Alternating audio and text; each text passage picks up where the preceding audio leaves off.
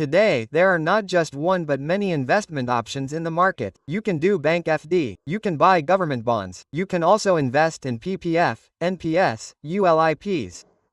Many investors cannot invest in all these options.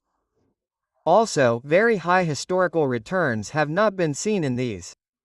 Mainly, there are only 3 options of investments which have been popular among investors for a long time. They have also remained their first choice. These 3 options are gold, real estate and mutual funds. Today in this video we will learn about these 3 options of investments, in which you should invest and why you should invest. Hello, I am Manish Taneja and you are watching Z Funds. Z Funds, where you can now do daily SIP. Yes, when we earn daily, spend daily, save daily, then why not invest daily? Download the Z Funds app today. Learn more about the Z Funds Daily SIP feature and start your daily SIP on the Z Funds app. Z Funds is where your investments are safe and easy. First of all, we will compare these 3 investment options on the basis of their past returns. Let's start with gold and see the past price history of gold. You will be surprised to know that in the year 1964, the rate of 24 karat 10 grams gold was only 63.2563 rupees 0.25, and in the year 2000, this rate became 4,400 rupees.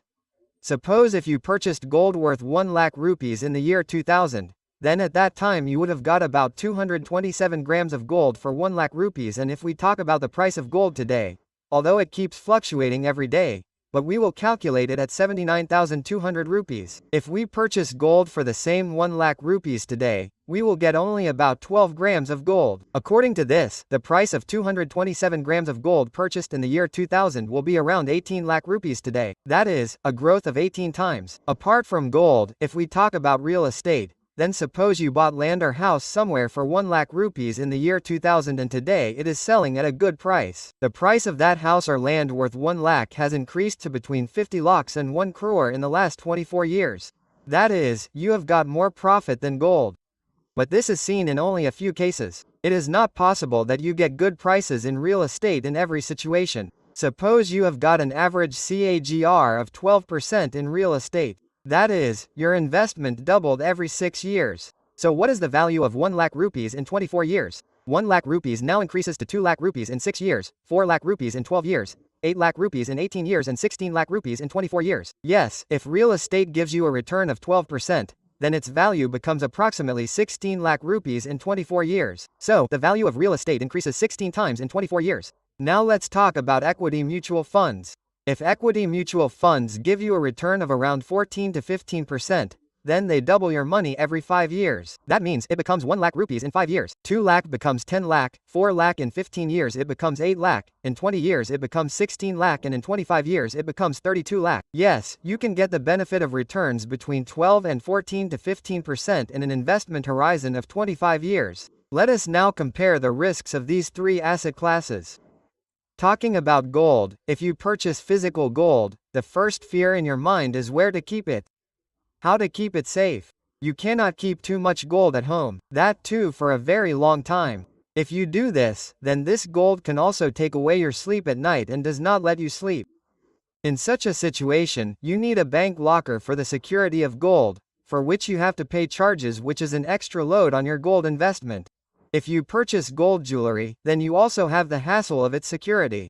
Along with this, you have to pay making charges while buying jewelry. On the other hand, there are more management issues in real estate than gold. Like, your house or land cannot be sold quickly if needed. There is illiquidity in this asset class. There can be many reasons for this, like not getting the right price for the property, any legal hurdles, etc. Legal hurdles reminded me that sometimes it can also happen that the land is yours but someone takes possession of it, due to which the real property owner has to go through many legal procedures to get his property back, and a lot of money is also spent. You also have to bear the maintenance expenses on a property like a house. Also, house tax has to be paid. As I told you earlier, the prices of real estate are not the same in every city. Due to a lot of growth already happening in many cities, the prices of real estate do not increase much in the coming time. On the other hand, if we talk about equity mutual funds, then you have to keep in mind that here you do not have to pay anything other than expense ratio and tax. Here the returns of investors are completely dependent on the stock market. If the market is bullish, investors get high returns, and if the market falls, the investors' returns also decrease. But looking at the past history of the stock market, it can be said that investors can get an annual return of 12 to 15% in equity mutual funds, provided they stay invested in it for a long term. If we talk about liquidity, which investment option is right? You can sell gold anytime. Yes, you can sell your gold even at 12 o'clock in the night. On the other hand, in terms of liquidity, investors in real estate have to face a lot of problems, because it is very difficult to sell any property quickly, and that too at a good price. Talking about equity mutual funds, you can redeem mutual fund units of all other categories whenever you want, except mutual funds of else mutual fund category. That is, equity mutual funds. Open-ended equity mutual funds are a very liquid asset class. It is important to pay attention to the exit load while exiting. Talking about the taxation of all three investments, investors have to pay tax on the gains of all three. GST has to be paid while purchasing and selling gold. And apart from this, short-term and long-term capital gains also have to be paid. Long-term and short-term capital gains have to be paid in real estate as well. And long-term and short-term capital gains have to be paid in equity mutual funds as well. Yes, if there is a return, the government of India will take tax. Every investment has its own benefits and disadvantages. It is important for investors to create a diversified portfolio. Do not keep all the money in one place. In childhood, we used to say that when you travel in a bus, do not keep all the money in one pocket. A well-diversified portfolio which has real estate, gold and equity mutual funds. This is a good portfolio. How to design this portfolio? How much should be invested in this portfolio? How much gold should be kept in equity mutual funds, and how much should be invested in property? For all this information, talk to a Z-Fund expert.